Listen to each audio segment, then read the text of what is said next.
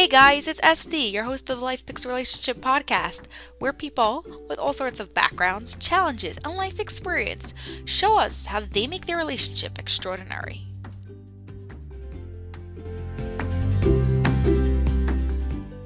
Hey guys, hope you're having an awesome day and are starting to understand where your expectation from.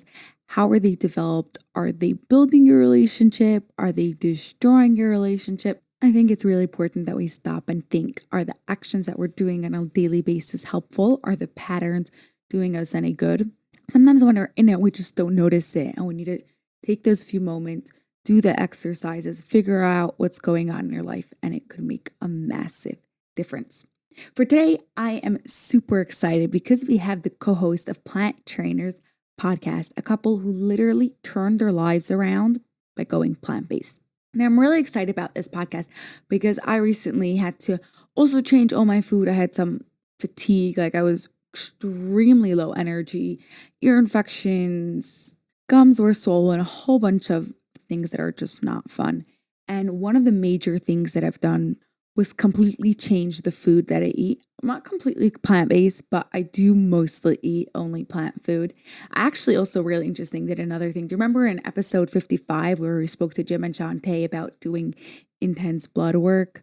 I've done that a few times, and every time you're able to see the progress go slowly and slowly, the blood really goes and shows everything about your health. It was actually really cool. For today, we are going to speak to Adam and Shoshana Chaim, host of the Plant Trainers podcast, and you could find them all over social media, Plant Trainers, Facebook, Instagram, TikTok, really big there, and just learn more about them. Thank you so much, Adam and Shoshana, for being here. You want to start by telling us how you got involved in a plant-based lifestyle? It's such an interesting question to start off with because that's really become the basis of everything that we do. The food we put into our body is so important in how we are able to effectively live our lives. And it was about 10 years ago where I was told that I had the beginning stages of heart disease. They found a tumor on my kidney, and they told me that I would no longer be on the planet past the age of 40. And so I had to figure out how I was going to make that happen. And I did a bunch of research and came across the plant-based diet and how it reverses and prevents a lot of chronic illnesses and diseases. And so I switched to that diet myself. She was separate, and came on board much later, and we could talk about that as well. But the heart disease went away within a year, and the tumor is still there, but it started to shrink. And so this was an indication that I was doing the right thing for myself, and it became the platform for everything that we do now in life. And later on, my entire family joined me in that lifestyle. Oh, I was going to say, I think you asked the question of, people aren't just willing to walk right into it, but there was a reason. Yeah. There was a need. He needed to make sure that he was here for me, for the children, to stay on the planet. He needed to make sure. And that's what kind of spun us into the Plant Trainers podcast, was to say, there's a whole bunch of science out there that is not boom in front of our eyes. It's a lot more in front of our eyes today than it was 10 years ago. But how do we get the information out to as many people as possible so that they even know that they have a choice and that they should make a choice, and how do we make it sustainable? So although I don't want everybody to get into Adam's situation before they decide, but without knowing, they can't even make that decision. For sure. So how did you, Shoshana, get into it? So of course, Adam decided that he was going to be plant-based. He had just finished saying, we're eating too many vegetarian meals. Shush, you need to make more meat. We need to have meat 8 times a week out of the 7. And, and, I kind of said, well, what are you talking about? Okay. So I got more meat. And then he came home one day and he's like, I'm plant-based now. And I was like, well, what's plant-based? And he's like, it's vegan. And I'm like, what's vegan? That's some kind of vegetarian, right? I didn't even know what it was. And he went plant-based. I said, can you please eat chicken on Friday and fish once a week? And he said, no, okay. And then Friday came and he couldn't even eat it. So I had helped him. I cooked as well as I can for him. He was very responsible and did a lot on his own too, and watched him go. And he slowly started to feed me the information. Read this book, watch this documentary. Let's try this recipe. It was never, I really want you to do this. How could you be doing this to your body? You're going to have a tumor like I did. There was none of that. There was a lot of respect in there and a lot of room for me to come on my own. So as I started to read the information and watch the documentaries and know what was going on, I took the traditional route of letting go of the red meat and then the poultry and then the fish and then the eggs and the cheese, right? So I let go of everything sequentially. And it wasn't until I picked up a book that spoke to me personally that I said, you know what? If I want some cheese in the future, I'll have some cheese. If I want a steak on my birthday, I'll have a steak on my birthday. But in the meantime, every other day, I'm going to be 100% completely plant-based. What do I have to lose? And I could always go back to where I was before. Now, what did that do for you on an emotional level? The fact that he wasn't pushing it in your face, this is what you have to do. So, I mean, I think that there could have maybe been like 3 or 4 times where it's like, okay, you've already said this to me, but it wasn't a constant. I did not throw it down. No, you didn't throw it down my throat, but you'd be like, Shush, I think that we should watch this documentary on Friday. I'm like, okay, we'll watch this documentary on Friday, right? Okay, here we go again. I'll get there in my own time. Just let me be. I'll get there in my own time. But he did let me get there in my own time. So I think that when we went through the process, I wasn't thinking, wow, he's being really respectful and not being pushy. But later when it happened and I got nutrition training and started training clients with nutrition and helping them transition their families to a plant-based lifestyle and hearing all of the stories of what was going on with them, then I realized how good I had it and how respectful I was to him with his transition, minus that first day, and how respectful he was for me during my transition. I was just shocked. I had no idea what he was talking about when he brought it home that day.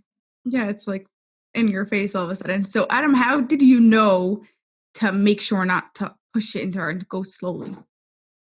I don't know that I did know, but what I do know is that it's super difficult and challenging and probably almost impossible to change other people. And for change to actually happen, it has to come from the person. And so I just wanted to put myself in a position to do whatever I can to heal myself. And in the process, maybe the people around me would see what's happening to me and the changes that are happening and realize that, oh, if that's happening to him, maybe that could happen for me too. And I could become a healthier version of myself. And so instead of pushing it on people, I like to let people get to that space when they're ready. And when they start asking for the information, I'm that much more willing and excited to share it. So what has it done to your relationship that you've changed your whole lifestyle? Well, I think number one, it's allowed it to still exist because Adam's still here. And I think, I think at the very, very basic level, that's what it is. I mean, I'm not sure who your complete demographic is, if it's a family show, but I was moderating a panel and the question from the audience came, how has going plant-based or vegan changed your sex life? And everybody's like, oh, it gave me more energy, or oh, da-da-da. And I'm like, well, it hasn't changed my sex life because ED is not an issue for us, because heart disease is not an issue for us, right? So like, you've got to look at it the very basics, but we've been through so much together. And if we've been through that and we made it through that, everything else is kind of a walk in the park. When you think that you're going to lose your spouse, it's hard. It's hard on you. And you kind of see what you could be missing. So you work as hard as you can to make sure that you're always together and that you're always happy. At least that's my look of it. Yeah, for sure. How long were you married for by the time you heard this happen? So now we've been married for 18 years. So it must have been about 9 years or so. Yeah. Wow. Okay. Now, do you look at it as your life as like the first half of your marriage and then the second half of your marriage? Or I never really thought of it like that. Is there any specific differences that you say, like, because of, obviously, like you said, it could exist and you're really grateful for that and everything else is just a walk in the park. But is there any specific things that you have done after this story, after making these lifestyle changes, besides for food and health, that have helped and changed your marriage? I think it's brought a lot more awareness to every single day and each moment that we have together and being grateful for those things. Because before this all happened, I was just coasting through life. I never really paid attention to smaller details as much as I do now, or spending time with you and the kids. Like, things just have that much more importance, I think, since this whole thing happened. And I think that our whole relationship got so much stronger because of it. We were also at a really transitional stage when it happened. So we had a 1-year-old at home, and I was pregnant with our second. So we weren't quite parents yet. So by the time we had one kid, right? We had one kid, and that was just 1 year of parenting. And when you have a 1-year-old, you might be like, no, he should take his nap. No, he shouldn't take his nap. But you're not, like, now we're like, do the kids wear masks outside at recess or don't they? These are bigger issues that we're talking about, right? So the issues that we had as parents were quite minute at that stage. And then through this process, our daughter was born. And then I actually experienced a lot of mental health issues, which actually played a huge part on me hormonally as well. So we've had a lot of ups and downs, but we've also had a lot more bigger picture family issues to have to work through together since then that we didn't necessarily have before. So it's hard to say, but I can say that, for example, a conversation that we haven't really had yet is Adam would like the kids to wear their masks at recess. I don't think that's necessary, but I haven't brought it up as a conversation, and I support him in that. And I tell the kids the same thing, because to me, that's a small thing. If he feels strongly enough that they should be wearing masks at school during recess, I'm going to support him on that, because life's too short and there's too many other big problems in this world to make those small things into a problem. Does that make sense? Sure, Yeah. for sure. You're also real people. You realize that there's so much more to life than just like, I go to grocery store, you go to grocery store. Like, by next week, you're not going to remember anymore. Who cares? So Right. Yeah. There's so much more meaning to everything that you're doing. Exactly. Now, so your kids grew up on this, because as soon as you changed into it, they were already all eating plant-based. You fed them plant-based from the beginning? No, so Adam was plant-based for about 8 months before I became completely plant-based. And over the course of those 8 months, we were still cooking some animal products in the house, and we were still cooking meat for them during part of that time. And if we were going to restaurants or going to our family's house, they would eat what was there. So, my daughter would share a piece of fish with my mother, or go to the house and eat meatballs, right? They would eat what they ate. So their process was even slower than mine. So they were vegetarian for a lot longer. We'd eventually gotten rid of all the animal meat, including fish and poultry. And then they were having eggs every now and then, and they were having some cheese every now and then. And it was probably an extra year after I had been completely plant-based at that time. So although they were young, there still was a transition, and they haven't been like this their whole life. Yeah. They could remember still eating eggs and dairy. But they were little. They were only like 1 or 2. So she was about 6 months old when Adam went plant-based, which meant by the time I went plant-based, he was so fast. 3 and 4. And then it was another year. It was another year or two after longer, me. Was it longer? Yes, because there was a whole period where there was a concern about them getting all their nutrients. Right. We weren't sure yet if how this lifestyle affects younger people until we learned all that information. I would say it took like 2 or 3 years before that. They were probably 4 and 5 or 5 and 3. 5 and 3 when it actually happened. So now they're 10 and 12. So they've been doing this for a long time. And now if they go to friend's house, they won't eat other products? They won't. They want to? No. They haven't expressed that they want to. I think our daughter has kind of been like, oh, some of the good junk foods all have dairy and we can't eat them. But like, they'll never eat a Cheeto. They'll never eat a Twix bar. They will look at the ingredients or ask the parents to look at the ingredients. While our daughter might say, oh yeah, the parents checked. There's definitely no milk in it. Our son, if he's not 100% sure, doesn't 100% trust the person who said it, he will abstain completely. Oh, wow. Okay. So now it's really interesting, because we had recently, a few weeks ago, a different couple who also works in health, and they work in health together. Is it a thing that in order for couples, be this healthy and to work with people, it has to be together as a partner, as a peer? I don't think it has to be. It certainly makes things more fun and interactive, and we get to hang out more often together. And if you like your spouse, that's a great thing, right? I just think it's fun, and we're both into the same information lifestyle, and we've turned it into a business. So it's something that we enjoy doing together, and it's a great way for us to hang out too. Part of the reason why we started the Plant Trainers podcast, like I said, is we wanted to get the information out there. But Adam really pitched it to me as, Shush, we've got 2 kids. We both work full time. We're busy people.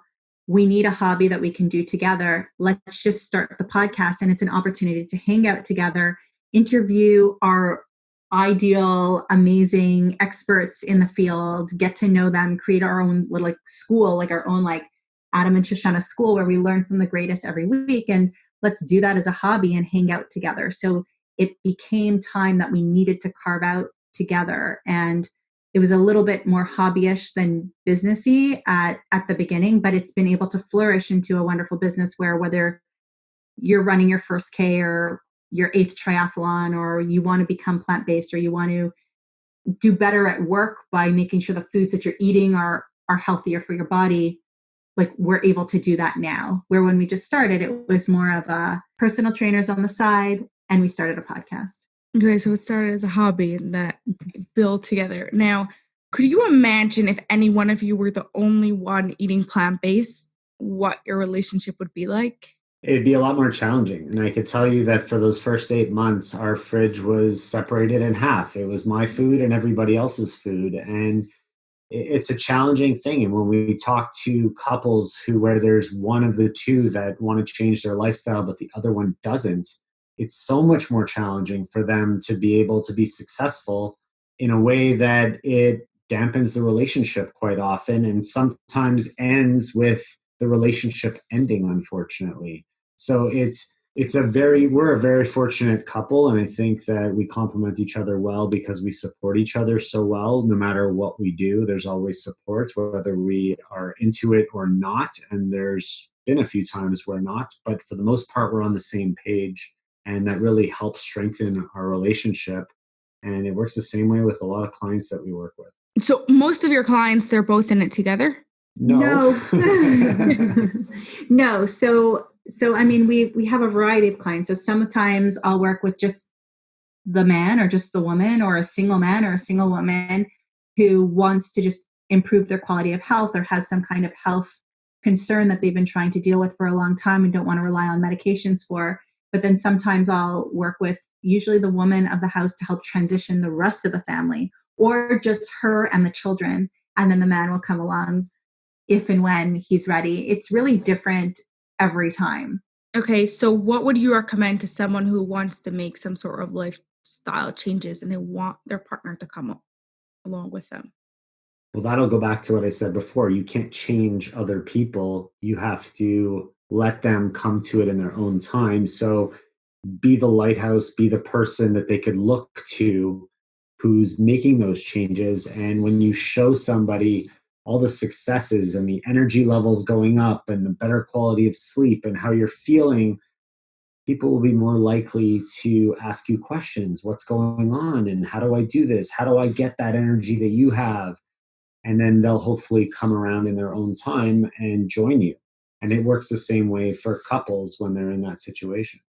Yeah, exactly. Okay, now what's one thing you're always fighting about? That I leave my laundry on the bathroom floor from the night before and don't clean it up until after he's left the next morning. I don't think we fight. That's the interesting. We have such an interesting relationship that there's I don't think we fight. There's some annoyances, like laundry on the floor, or I can't find my phone or keys again, really. But there's no real fights. If somebody's in a bad mood, it will put the other person in the bad mood, and then somebody will snap at each other, and the only fight is and it's not even really a fight. It's stop yelling at me. And I'm well, I'm annoyed, so I'm not yelling at you. I'm just yelling. And then turn around an hour later, and it's don't even know that it happened. I can't say that we really fight. And if we do, like, that's what it is. That's what it is. So do you ever have relationship challenges? Like disagreements that affect the way we... Or challenges in the relationship on any level? I think every relationship can be a challenge, especially having gone through COVID, where we're both used to traveling a lot. Some of the traveling we do together, some of the traveling we do independently of each other. So, you know, we kind of like, for me, it was a bit of a challenge that I hadn't been away and I hadn't gotten out and broken free. And it was a bit of a challenge that he hadn't been away and I didn't get my time in the house alone that I'm used to too. But in regular life, am I challenging? I just, it comes back to, you know, I was told I was not going to be here anymore. She went through severe depression and anxiety and PTSD. And when you go through these big life-changing moments as a couple, it really makes you realize how important it is to put yourselves in a positive environment and keep your relationship as positive as possible and work together and support each other all the time. And so that's kind of how we run our relationship, and it works for us. Like, even though we've been locked up and together so often, we know that when one's annoyed, the other one needs to back off a little bit and then wait and watch and see, and then we could go back and pursue. You kind of learn about each other a lot when you're stuck together and you go through these huge things so often. And we'll say to each other, you need a break. you need a timeout, go to your room. Or, you know, like, you know what? Maybe you've been lifting weights, but you haven't really been for a run for 3 weeks. I think it's affecting your mental health. Put on your shoes and go out, right? We might be annoyed with each other, but there's no like blowouts. Just understand each other and tell them exactly what you think and move on. I think so, because there's big, like I said, there's bigger fish to fry. And when you're respectful to each other and you share the same values, then you can get through it. I also think that because I grew up in a home where my parents were constantly fighting and arguing and screaming at each other, and then got divorced when I was very young, I've always wanted to put myself in a position not to be that example for my kids, and not to scream and yell in front of my kids, and build a positive relationship that we could be examples for our kids that they're going to want to be when they have their own relationship. So I think that's a big piece to it. Just going to say, my mom doesn't talk about those kind of things. And as a child, I guess it was probably a good thing. But as an adult, I realize what an impact that can make by bottling feelings inside. So that's something that I don't do. Yeah. To learn that. Now, that's really interesting that you said, Adam, about your parents' relationship, because many times people say, I don't want a relationship like my parents. They were divorced. They always fought, whatever. And then they end up going and doing that exact same thing. How did you retrain yourself to break those patterns and create something that it's just awesome? I don't know. I don't know how I did that or how it's being done. I just know that that's not the way I wanted to live my life. I didn't enjoy growing up with parents that fought all the time. I still have a relationship with both of them independently and good relationships. But when they were together, it just didn't work well. And I just always wanted to be a positive role model for my kids and my family. And I knew way back then that was the direction I was going on. I had to help raise my brother when I was only 10 years old. And it was a difficult childhood, very different from most people. Although these days, many people are going through that experience because there's a lot more divorces now than there was when I was growing up. And it's become a normal thing. But that was something that I was always focused on. It was being a positive role model for my kids and building a strong relationship with Shoshana so that they could see how awesome it could be to have a great relationship. Everyone else learned from it too. Now, you just mentioned that, right, like during COVID, it's different and what happens, the whole dynamic changes. Do you think you got to learn each other more because you spent more time together. Obviously, you work together, so you spend a lot of time more than most people. But now, like you said, you couldn't travel, and there's a lot of different things you couldn't do. So did you learn different things, maybe how they deal with stress a little bit differently, or you were married for so long that you knew all of it already? I don't find that it changed what I've learned about him. We've been married for Yeah. 18 years. We've been together for 24. So it's like half of our lives we've been together already. And I don't know if there's anything that I didn't know about her already that I've learned. And now it's just a matter of continuing to grow as one together and moving through life as a unit. Yeah. Okay, now, how did it affect you, Adam, that Shoshana was going through her mental illnesses and recovering from that? It was super hard. It was really, really tough because I didn't know what was going on. And she would lock herself in her room under the blanket with Our the room. lights off. Yeah, our room with the blinds closed. It was pitch black and she wouldn't come out. And I didn't realize how serious things were. I didn't understand why it was happening because it was still pretty freshly after my whole diagnosis, after our second kid was born. And it was challenging, but I remember that when I was going through all of my stuff, she was so supportive of me. I had to figure out how to support her through these difficult times. And we had two kids. So there was a lot going on, and I had to do whatever I could and be as strong as possible to help her through it and to still be a positive role model and do it in as positive a way as possible. But it was tough. And now looking back at it, each of you both have really big challenges and you were there for each other to support each other.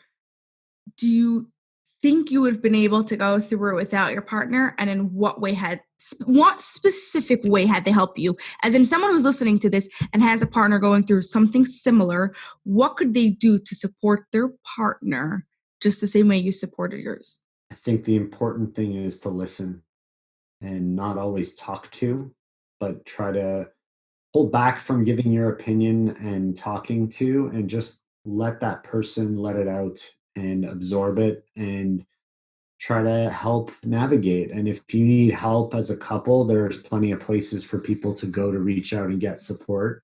Because if you can't listen to your partner and you can't support them the way they need to be supported, then you probably need some help externally. And I don't know if that really answers the question, but listening to me is the most important piece. I think also asking questions and offering suggestions, but not in a forceful way. So, if somebody's upstairs in the room, like, are you okay? If I said to you right now, get your bum out of bed and get downstairs and play with the kids, or go back to work, like, how would you react? And if they say, you know what, I do need a good kick in the pants, and they get up and they go, that's one thing. But if you see them recoil, if you see them, break down more, if you see them say, I just can't, then you know that they need help, and you need to help support and find the proper method to help them. So by asking questions without being super annoying, seeing how they react, that's number one. Number two is self-care. Self-care for yourself as the person supporting the other person, and self-care for yourself when you are the one in that situation too. And it's important, so you might be upset your spouse or your partner has a diagnosis. Well, going and eating yourself into a coma every single night and gaining 30 pounds, your mental health is going to be weaker. Your physical health is going to be weaker. You're not going to be as strong. You need to put on your own air mask first, right? You're not going to be as strong to be able to help them through it. So do you need to say, I need to go for a run so that I could be as good for them? Do I need to drink my smoothie every day so that I could be as good as possible for them? Do I need to tell him sometimes, or does he need to tell me sometimes, look, you're slipping. Do you need to eat better? Do you need to exercise more?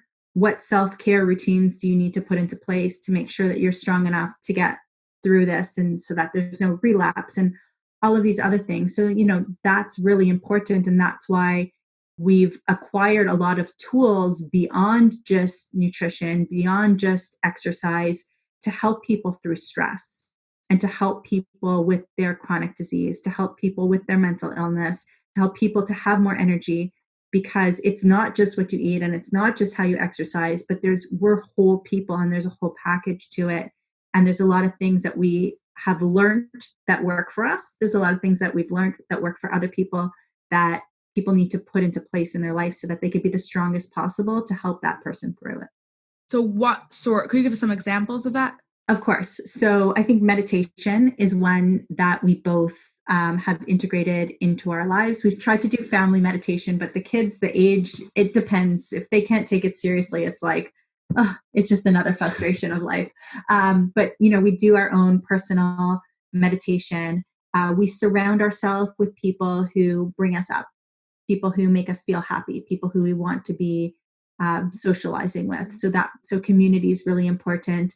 And although supplementation wasn't something that we felt strongly about before all of this happened, through my own personal mental health and hormone disorder, doing everything that I would have done for my clients, I wasn't progressing, I wasn't thriving, and I needed to understand more about the body, about cellular communication, about how cells heal. So there are very niche supplements that we will use to have better health, better energy, better sleep, and just less stress in our lives that has proved to be superior to anything else that we've ever seen out there.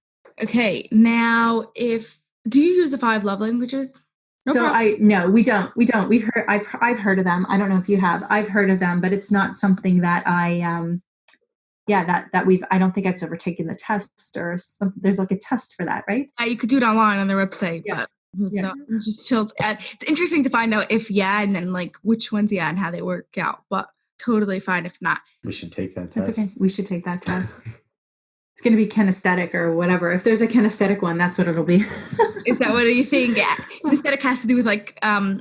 They're going to be, I know it has to do with touch, but like, is it going to be that like both of your love, do you both like touch a lot? I think so. I would think so. Okay. What was your first impression of each other? So when the first time I saw Adam, he was dating a friend of mine. He was dating a friend of mine who I'd just become friends with, and they were getting out of their relationship. So that was my first impression of Adam.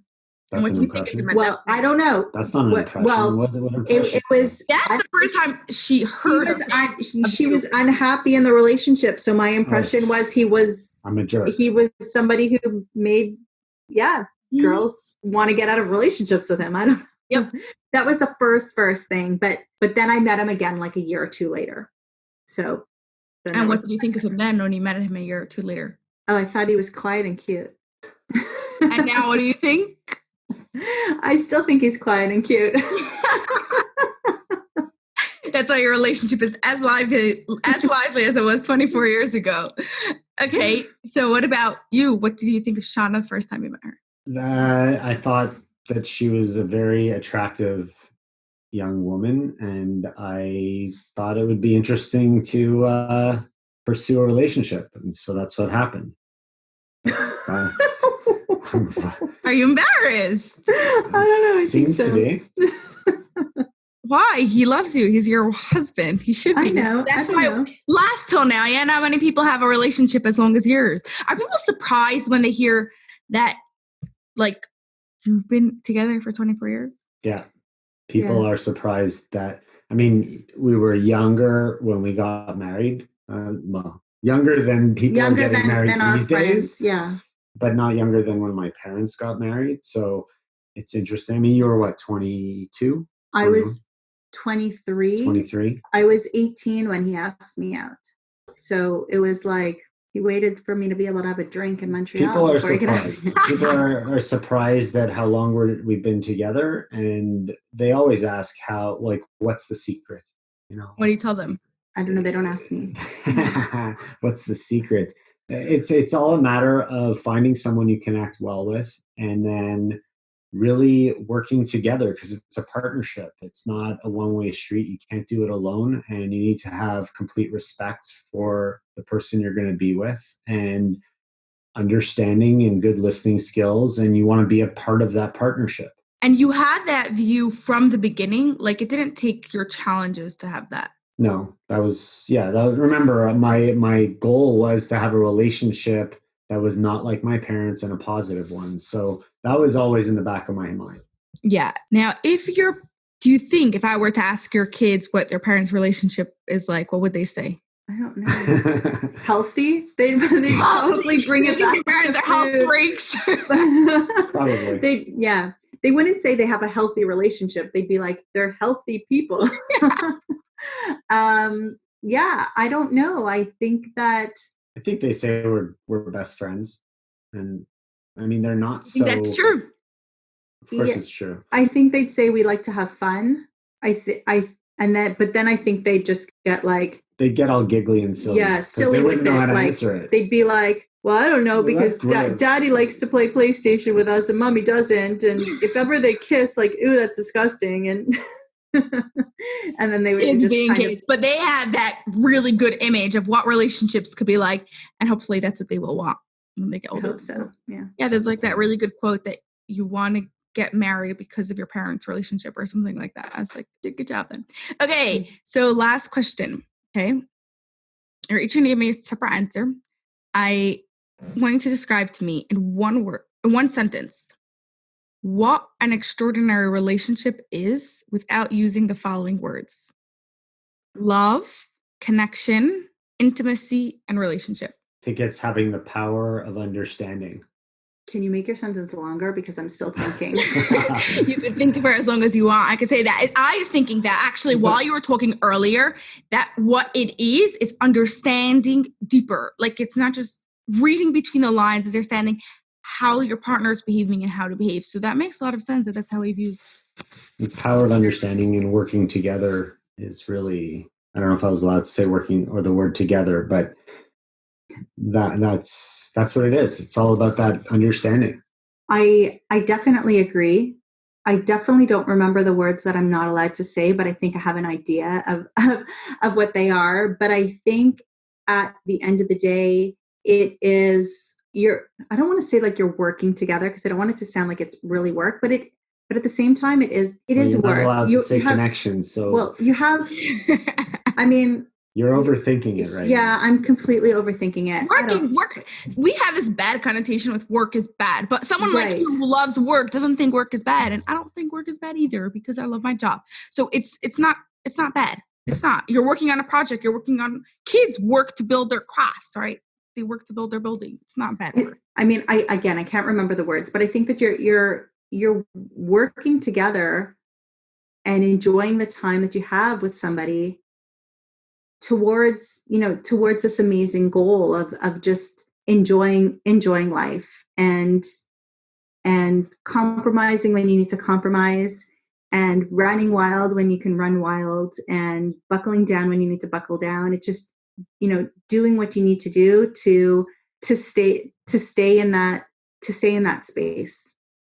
Do you compromise a lot? I know I said it was my last question, but I don't feel like we have to compromise, because a lot of the things we do is something that we decide jointly on without going back and forth too much about it. It's just we're pretty much on the same page. She obviously disagrees, right? No, I don't disagree, but it's not like we wake up in the morning with the exact same opinions of everything every morning. You don't. You're two sober people. Right. But, again, like, shush, I think that we should do that. And even if I was thinking something different, if I think we should do that makes sense to me, and I could understand the reasons why, I don't even need to bring up what I thought. But that's if not, I agree and we're ready to go. It's not a compromise. It's a conversation and a decision. Yeah, it just. I have this allergy, I think, to compromise, because I don't think you have to compromise. Like you said, you talk, you understand what you said, Adam, understand what really they're going on, you understand what you have to really want, and you work something out that fits both of you without a compromise. Yeah, I think compromise means that you're annoyed about something, but you're willing to kind of let it go to make things work, where I'm just saying we're respecting each other and respecting each other's decisions and feelings and ideas, and together we're weaving the path that we're going to take. It's not really compromise. Awesome. Yeah. Okay, great. Well, thanks so much. This is amazing. It was great speaking to you.